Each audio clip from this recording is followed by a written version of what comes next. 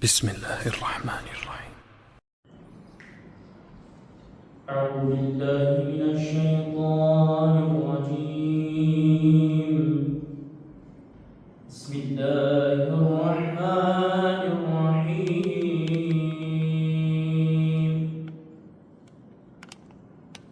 الله لا إله إلا هو الحي القيوم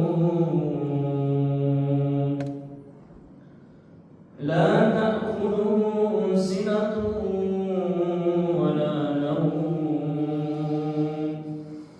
له ما في السماوات وما في الأرض من ذا الذي يشفع عنده إلا بإذنه يعلم ما بين أيديهم وما خلفهم ولا يحيطون بشيء من علمه إلا بما شاء وسع كرسيه السماوات والأرض ولا يؤوده حفظهما وهو العلي العظيم.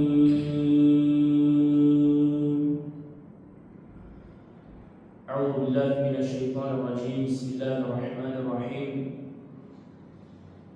الحمد لله الذي خلق فسوى فقدر فهدى. سبحان الذي من أنعم على الإنسان بالفكر والبيان والنار كون بالقرآن وجعل الجزاء الآخرة إما نعيم في الجنة وإما عذاب في النار. والصلاة والسلام على سيدنا وحبيبنا ونبينا محمد صلى الله عليه وسلم وعلى أصحابه أجمعين ومن سلك طريقهم بإحسان إلى يوم الدين وبعد. Vëllezër dhe shërejnë gjithmonë falënderimet dhe lavdërimet të takojnë vetëm Allahu Gjelle Fi'ula, krijuesit të botrave, pushtetmbajtësit, urdhërrëfyesit, sqaruesit i të drejtës nga e vërteta. Salavat dhe selamet për zemërta në këtë ditë bekuar xumaje qofshin mbi shpirtin e pavdekshëm, mbi të dërguarin e Allahu Gjelle Fi'ula, mbi Muhammed Mustafan, paqja dhe mëshira e Zotit qoftë mbi të.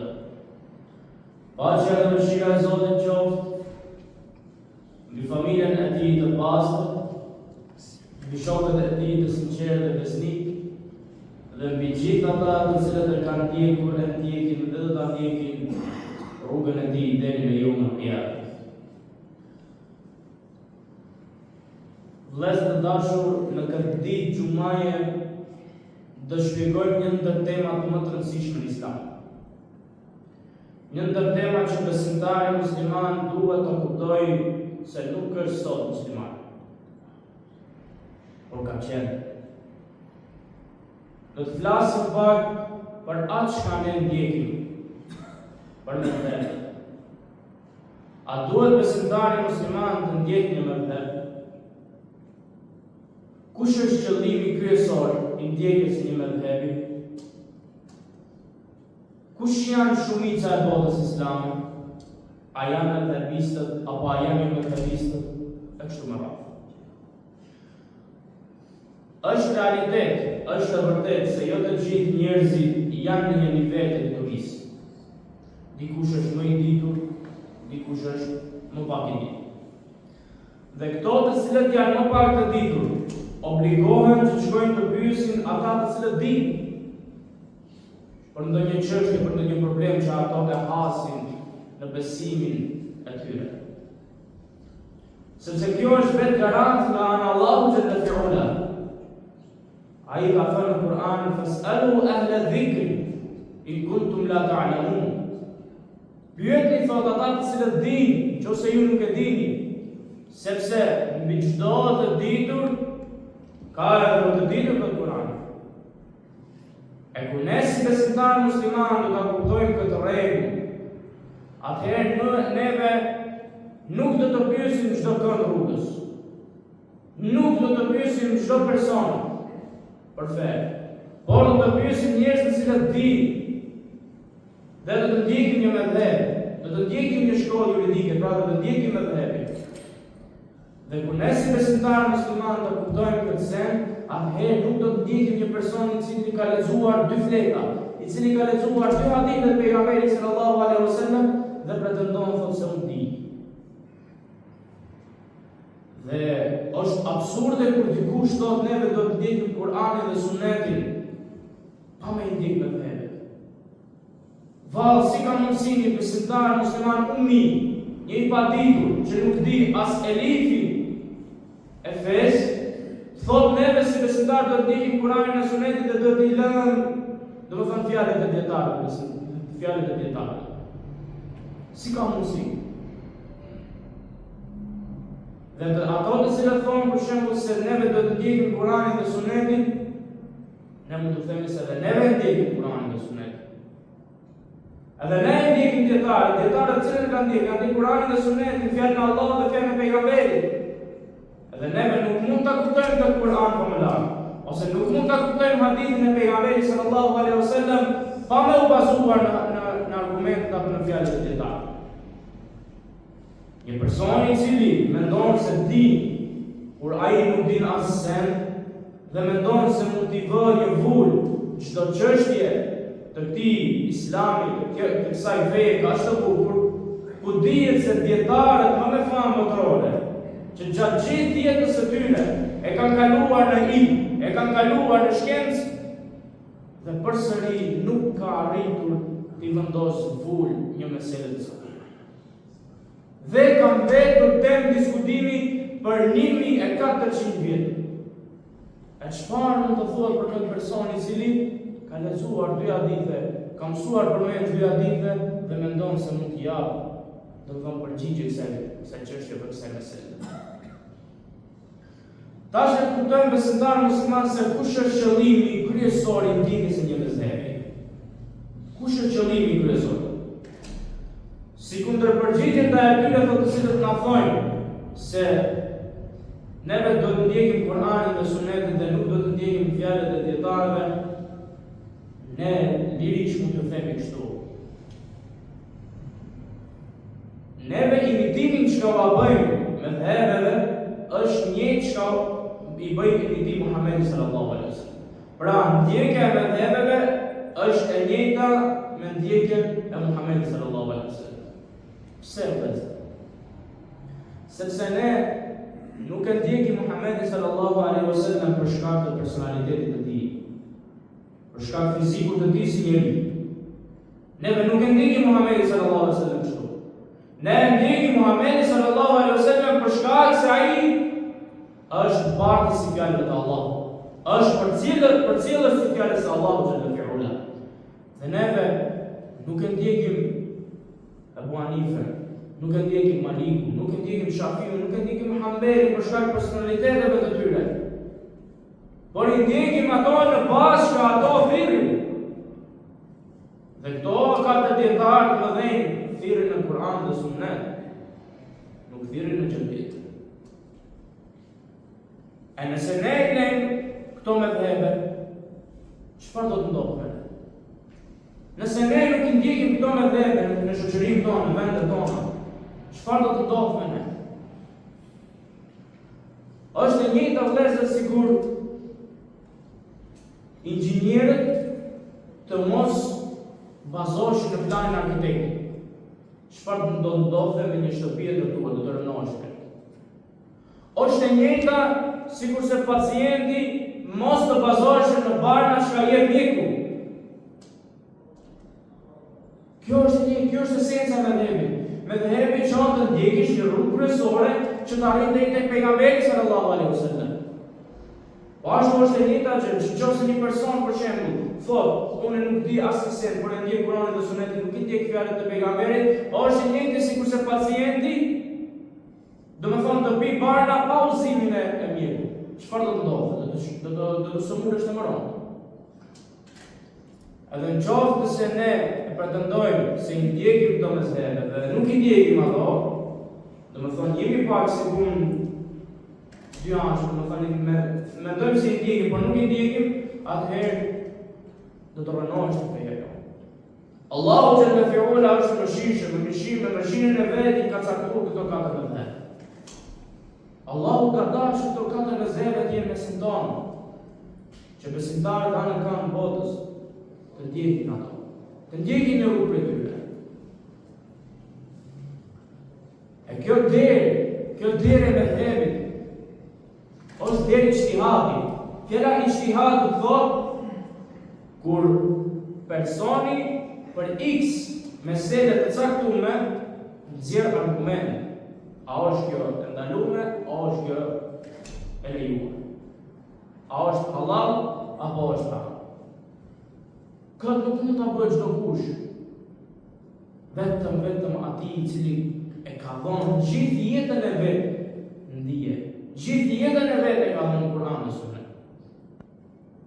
Edhe këto dietarët nuk e kanë mbyllë këtë derë. Thotë kjo derë është e hapur. Mirë po, kur të hish tek ajo derë, atë lexon diçka. Hyrja thonë në këtë derë lejohet vetëm ato të cilët janë të specializuar në fushë. Dhe nuk ka për çdo gjë. Tash nuk mundet që ka hoxha si hoxh pyetesh për shembull mjeksi, se hoxha nuk di për mjeksi. Për mjeksi dëshirë ta pyesësh doktorin. Ose për shembull nuk mund ta pyesësh hoxhën për inxhinieri ose për arkitekturë. Dëshirë ta pyesësh inxhinierin dhe arkitektin, sepse ato janë të specializuar në atë fushë. E nëse ka ndonjë meselë caktuar, edhe nëse ka ndonjë problem në për meselet e sheriatit islam në të fe të bukur, atëherë pyetet hoxha. A më pyetet ato njerëz të cilët çka dinë në këtë fushë? Jo çdo kush vëllezër. Tash kjo fjalë mezheb, a është nocion shumë i vonshëm apo edhe në kohën e pejgamberit dhe pas pejgamberit sallallahu alaihi wasallam mendje ka pasur mezheb? Nuk është e vërtetë se ndjekja e një dietari është bërë shumë vonë pas pejgamberit sallallahu alaihi wasallam. Edhe sahabët e ndeshëm vëllezër kanë qenë njerëz të gjithë. Ka pas sahabë që të cilët nuk janë marrë me dituri. Nuk janë marrë fare me dituri. Mirë po kur kanë pas nevojë të pyesin, ato kanë shkuar kanë pyetur për shembull sahabë të caktuar, siç ka qenë Abu Bekri, Omeri, Uthmani, Abdullah ibn Omeri, Abdullah ibn Mas'udi. Në Egjipt, banorët kanë pasur Amr ibn As, të cilët e kanë pyetur. Në Yemen, ka qenë Muadh ibn Jabali. Në Irak ka qenë Aliu dhe Abdullah ibn Mas'udi radiallahu anhu, që njerëzit e asaj vendi, atij vendi, kanë shkuar dhe i kanë pyetur dhe kanë ndjekur fjalën e tyre. Pra, po ashtu edhe më vonë, në tek tabiinët, ka pasur 2 mëdhëve kryesore. Ahlul Hadith në Hijaz dhe Ahlul Rai në Irak. Pra, nuk ka qenë shumë i vonshëm pas vdekjes pejgamberit sallallahu alaihi wasallam, të cilën njerëzit kanë ndjekur me apo kanë ndjekur dietar. Do të thonë ka filluar më një herë pas kohës pejgamberit sallallahu alaihi wasallam. Që sahabët e ndershëm kanë pyetur njëri tjetrin, kanë pyetur sahabët të cilët janë specializuar, kanë qenë më me dije dhe kanë marrë fjalën e tyre dhe e kanë ndjekur. Hasan al-Basri, njëri prej tabiinëve të mëdhenj, dhe një prej dietarëve të shuar, ka thënë kështu: ndjekja e një mëdhëbi është sikurse, për shembull, Islami është sikurse një xhami. Dhe për të hyrë ke kjo xhami, ke 4 rrugë. Do të thonë për 4 mëdhëbe.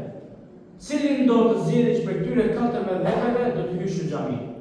Por thotë, bëj kujdes mos zgjedh rrugica, sepse ajo është humbje. Tash vllai i dashur, mendo e veten tonë si kur je të çu një makinë në një rrugë magjistrale me 4 leta. Do do të zgjidhësh njërin për atyre. Nuk do ta mendosh në mendjen tënde të zgjidhësh një të pestë. Se shon të bësh aksident. Ajo ka katër lenta. Te njëra për atyre të zgjedhësh të dalësh deri tek destinacioni i caktuar, por nuk do të zgjidhësh rrugica se ajo do të çojë në aksident. Edhe çështja e mezhebit është kështu.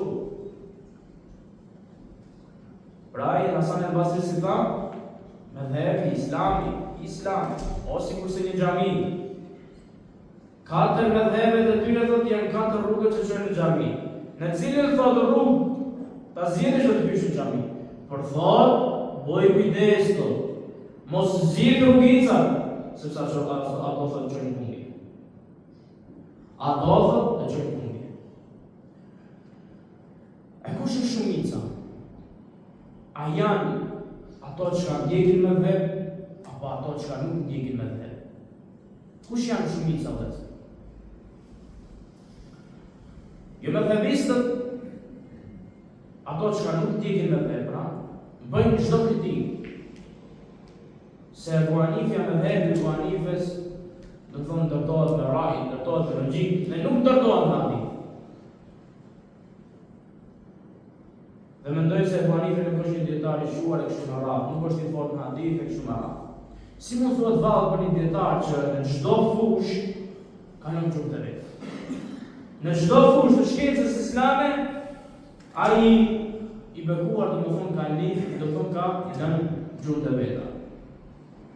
Nëse shikojmë historinë islame, do të shikojmë për shembull Perandorinë Abbasite, prej vitit 745 deri në 1258, për 513 vite mezheb zyrtar kanë pas mezhebin Hanefi.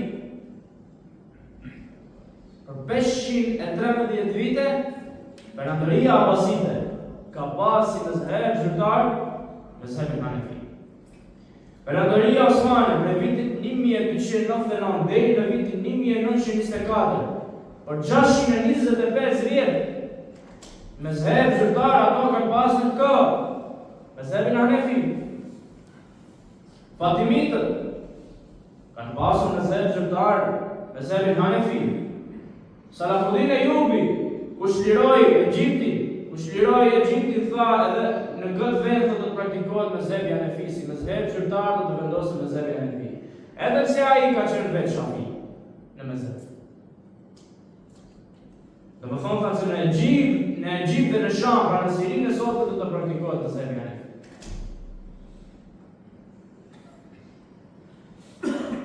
Edhe ky mezheb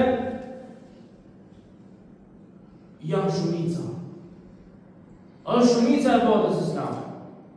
I 53%, i 53%, i 2 miliard muslimanëve sa jemi në këtë botë, 53% janë Hanefi në këtë botë. Thot pejgamberi sallallahu alaihi wasallam, la tashtami'u ummati ala dalal. Nuk e bashkon, thot Allahu, ummetin tim në humbje. Pra nëse kjo shumicë e kësaj bote islame është në shumicë, si mund të që Allahu gjithë këtë shumicë ta duboj, ta duboj në dalalet në humbje? Nuk mundet. Kjo është fjalë e pejgamberit sallallahu alaihi wasallam. Dhe kur flet pejgamberi sallallahu alaihi wasallam, vëllezër të nderuar, keni kujdes sepse ajo është wahi, ajo është shpallje. O ma yantiqu anil hawa, ai thonë nuk flet nga hamendësia. Inna huwa illa wahyu yuha. Ai nuk është gjë vetëm se është shpallje nga ana Allahu xhallahu te ala. Praktikuesi i këtij mezhebi janë Egjipti, është Pakistani, është Turqia, i Ballkani neve, është një India, do të 53% e muslimanëve në rrugën e toksor përbëjnë mezhebin Hanefi. E vallë, si mundet që 53% të muslimanëve Allahu t'i dubojë atë në humbje? Por nuk mundet sepse ajo është vull nga Muhamedi sallallahu alaihi wasallam, që ai tha la tajtami'u ummati ala dalala. Nuk e bashkon, thot Allahu, ummetin tim në humbje. Vallë, a vetë ne në këtë shekull islamin në këtë vit 2026 vetëm ne ndjekim edhe apo kanë ndjekur dietarët e mëdhenj të botës islame? Vëllezër të nderuar, dietarët e mëdhenj kanë ndjekur mezheb. Si mund të pranojmë që të themi se nuk lejohet ndjekja e mezhebit kur ne shikojmë se dietarët më me famë botërore kanë ndjekur mezheb? Ti përmendim vetëm disa dietarë të cilët kanë pasur mezheb. Imam Kurtubiu rahimahullah, komentuesi i njohur i Kuranit famëlar, ka qenë mezhebi Maliki. Ibn Arabiu bashku dhe Ibn Shatibiu ka qenë mezhebi Maliki. Imam Shafiu rahimahullah në fillim ka qenë Hanefi, për shkak se ka mësuar të nxënës si Imam Abu Hanifa Muhammad Hasan al-Shaybani, për më vonë thotë e themeloi mezhebin e tij. E themeloi rrugën e tij. Muhammad Hasan al-Shaybani, Abu Yusufi, këto kanë qenë në mezhebin Hanefi, kanë ndjekur rrugën e mësuesve. Imam Tahawiu ka qenë mezhebi Hanefi. Ibn Abidini besoj se ju e keni dëgjuar. Ibn Abidini është sahibul kitab, autori i veprës Hashab ibn Abidin. Është një kitab, është një libër shumë voluminoz dhe është gjithë mezhebi Hanefive. Pra gjithë këto dietarë të mëdhenj, duke filluar domethënë edhe pastaj vazhdon Abu Hasan al-Ash'ari, ka qenë mezhebi Shafi. Imam Maturidiu jon ka qenë mezhebi Hanefi, që ne ndjekim domethënë dy mezhebe që kanë ndjekim në akide, ato janë Ash'arizmi dhe Maturidizmi. Jalaluddin Suyuti, Isa ibn Abdul Salam, Imam Nawawiu, Imam Dhahabiu kanë qenë mezheb Shafi, e kanë ndjekur rrugën e Imam Shafiu. Bashir ibn Qudame ka qenë mezhebit Hanbali. Ai shumë rrallë. Për dietarëve të cilët janë të kohës së sotme, Yusuf al-Qaradawi, Sheikh Ramadan al-Buti që ka qenë Hanefi në mezhebin e tij, Yusuf al-Qaradawi që ka qenë domethënë Shafi në mezhebin e tij. Ashtu edhe Imam Ghazali, se ka dy Ghazali, Ghazali i ri dhe Ghazali i vjetër i familjes. Hujjatul Islam al-Ghazali që ka jetuar, që ka lind në vitin 450 Hijri më gabohen, autori i veprës së famshme Ihya Ulumuddin, ka ndjekur mezhebin Shafi dhe në akide ka qenë Ash'ari, ka ndjekur Imam Abu Hasan al-Ash'ari. Pra gjithë këto dietarë të mëdhenj ka ndjekur mezheb. E vallë, a kanë gabuar këto dietarë të mëdhenj mezheb? Na thoni përse? A mund të kenë gabuar gjithë këto dietarë të mëdhenj që kanë ndjekur mezheb? Ku dalën disa djelmoshe që na thonë, mos e lej, mos ndjekni ju mezheb, por ndjekni çka thot Kurani dhe Suneti. Mirë me vëlla, po këto mezhebe çka thonë? Mos thonë vallë ka thonë ndjekni Injilin apo ndjekni Teuratin, apo edhe këta thonë ndjekni Kuranin. Edhe këta thonë ndjekni Kuranin familjar. Prandaj dhe se unë e thash, nuk mundet një besimtar i thjesht, një besimtar që nuk e di as elifin e Islamit, dalë dhe t'ja fetfa.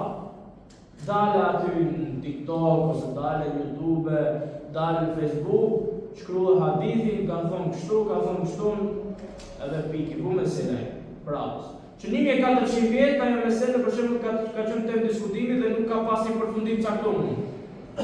A doli ki personi, çka i ka lexuar dy hadithe, e shkryti një risale apo një shkresë në Facebook dhe ja vupi. Si ka mundësi? Çka thonë dietarët e famshëm për ju vehabistët? Çka thonë dietarët e famshëm të Islamit për ju vehabistët? Duke filluar nga ish muftiu i madh i Egjiptit Dr. Ali Xhuma, i cili ka thënë janë një grup i vogël të ashtu quajtur jo medhebista. apo si shnihen tek populli jon vahabista. Ata ja thot janë duke bërë shumë përçarje në mesin e muslimanëve. Duke thënë se ky është hadith sahih, ky është hadith daif. Por nuk e din ai personi thot se ke gjithë çka thot daif, ke hadithi çka pretendon se ai është daif, tek një dietar tjetër mund të jetë sahih, mund të jetë i vërtetë. Por edhe e kundërta, për atë hadith çka i thot sahih, tek një dietar tjetër mund të jetë daif, mund të jetë i dobët. Edhe më leje thot që gjuhën arabe thot ai nuk e kupton. Madam që ai gjykon do thonë kia ditë çto kia ditë ashtu ai thot asa gjuhën arabe thot nuk e din. Jo më gjykoj thot çka është hadithi daif apo çka është hadithi sahih. Si ka gjykuar që ka lexuar dy pamfleta ose dy për 2 javë. Por unë thot si Ali Xhuma thot për të bëhosh thot duhet më së pakti 30 vjet studim. I ke pa ato dietarë të vëzër, kolosat më dhejnë, dietarë me peshë. Kur i pyeti ato, mblidhen për frikës të tapin përgjigje. Sepse ai e ndjen përgjegjësinë e kësaj feje. Edhe pse ai ka po, për shembull, vite studime, por përsëri kur i pyet për një çështje, ato zvoglojnë, ato mblidhen, për shkak se ai është një përgjegjësi shumë e madhe vëllezër. Të gjykohesh mes halallit dhe haramit. Thosh kjo është halal, kjo është haram. Është një përgjegjësi shumë e madhe. Unë nuk them ato të sende që janë të qarta, për shembull ne e dim se alkooli është haram. Është shumë rraf. Ne ta sende i dim se kjo është e qartë në Kur'an. Al-halalu bayyinun wal haramu bayyinun. Allahu është i qartë, harami është i qartë. Mirë po në çështjet të cilat janë diskutabile mes dietarëve, është shumë rëndë çka ne si xhallar gjykojmë, a është kjo halal apo është kjo haram. Abdul Hamid al-Kishku, Asadu Mimbar, Luani Mimberi dhe ka pas nofë, lagabën, Luani Mimberi. Çka ka thënë? Muslimanët thot janë të konfrontuar thot në lloj-lloj grupesh, të cilët thonë se ne thrasim në Islam. Ata nuk e kanë marrë ditë libra të xhallarëve, po prej librave të cilat i kanë lexuar dhe nuk i kanë kuptuar. Dhe metoda e tyre thotë është ky është hadith daif. Por ai thotë se lefisti i cili lexon thotë 3 fjalë e Ibn Taymiyes dhe 3 fleta të Abdul Wahhabit dhe mendon se bën hoç, ai nuk është hoç. Pse vëllezër përmendi Abdul Hamid al-Kishku? Thotë ata nuk ndjekin në xhallar dhe ato e kanë marrë thotë fejen prej librave të cilat nuk i kanë kuptuar. Tu do të ndalemi pak, do të me kuptu. A i dini vëllezër si mësohet Islami? Për ta mësuar këtë Islam ka vetëm 2 rrugë kryesore. 2 rrugë ishin atë. Me marrë librin edhe me i shkruaj hoxhës me i thonë ma mëso këtë libri. Jo me mësu vetë. Se kështu ka mësu ulumët, kështu ka mësu xhallarët. Edhe kështu neve të vazhdojmë të mësojmë edhe fëmijët edhe xhamatin tonë. Atje në Egjipt neve marrim librin dhe shkojmë ja kështu ulemi si para jush dhe dëgjojmë hoxhën. Kur thotë hoxha një sen neve e shkryjmë. Se nuk do të thotë se jo çdo sen çka është në libër është ashtu si ta mund si është. Mund të jetë autori diçka të ketë thënë në brendësinë e asaj. Ose Kurani famullar. Kurani famullar nuk është i gjithë i muhkem, nuk është i gjithë i qartë. Por ka mund të shabi, ka ajete që janë pa qarta, por ka edhe ajete që janë të qarta. Prandaj gjithë këto sende nuk kuptohen brenda natës. Këto duhet vite studim për me arrit deri tek pika e caktuar. Për me arrit deri tek qëllimi jo. Mirë po kjo punë nuk është puna juaj, është puna jona xhallar. Juve çka do të bëni, ju do të bëni taklid. Ta ndjekni një hoxh saktuar. Ti merrni, domethënë fetva apo bazë të atyre të hashmi, mbaroj puna. A ju që shkoni të kontrolloni, a është ja ditë sa i nuk kërkohet kjo për ju, kjo kërkohet për nesh. Çka ne më vonë ta shfaqim ke ju, çka edhe ju ta diçni ato. Mbani mend këtë rregull. Mbani mend këtë rregull çka u thon. Dhe me këtë do të përfundoj. Qëllimi kryesor i ndjekjes së një mezhebi, me fjalë të pakta, me dy rreshta. Kush është qëllimi kryesor i ndjekjes së mezhebit? Qëllimi kryesor i ndjekjes së një mezhebi, nëse personi ndjek mezheb, e pin ujë nga burimi. Nëse ai që nuk ndjek mezheb, pin ujë nga çeshja. Tash ku është ujë më i mirë? A është ujë më i mirë për burimi apo ujë më i mirë për çeshjen normal që për burimi? Nëse ti ndjek mezheb, ndjek Kur'anin dhe Sunetin ashtu siç duhet. Nëse ti nuk ndjek mezheb apo nuk ndjek dietar të caktuar, ti mund të dalësh nga dalë. Pra Allahu xhalla fi'ala na ruaj për asaj. Dhe unë do të përfundoj, Allahu